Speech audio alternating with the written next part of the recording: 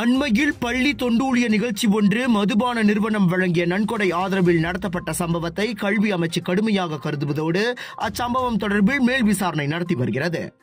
நன்கொடைகளை பெறுவது தொடர்பில் ஏற்கனவே நடப்பில் இருக்கும் வழிகாட்டிகளை பின்பற்றுமாறு கல்விக் கழகங்களில் இருக்கும் நிர்வாகிகளுக்கு ஓர் அறிக்கை வாயிலாக கல்வி அமைச்சு இன்று நினைவூட்டியுள்ளது.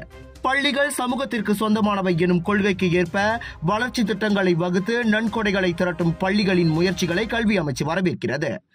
எனினும் அந்நடவடிக்கை 2018ஆம் ஆண்டு சிறப்பு சுற்றறிக்கைக்கு உட்பட்டிருக்க வேண்டும் என கல்வி அமைச்சு கூறியுள்ளது. குறிப்பாக மாணவர்களின் உடல் மற்றும் மன ஆரோக்கியத்தை பாதிக்கும் சூதாட்டம், சிகரெட், போதைப் பொருள், மதுபானம் ஆகியவற்றின் மூலம் கிடைக்கும் நன்கொடைகளை அந்த சுற்றறிக்கை தடை செய்கிறது. முன்னதாக ஸ்லாங்கூர் செப்பாங்கில் உள்ள ஆரம்ப பள்ளி ஒன்றில் கல்வி அறக்கட்டளை நிகழ்ச்சி மதுபான நிறுவனத்தின் ஆதரவோடு நடைபெற்றதோடு அந்நிறுவனத்தின் பிரதிநிதி அந்நிகழ்ச்சியில் பங்கேற்றதாக ஊடகங்கள் செய்தி வெளியிட்டிருந்தது குறிப்பிடத்தக்கது.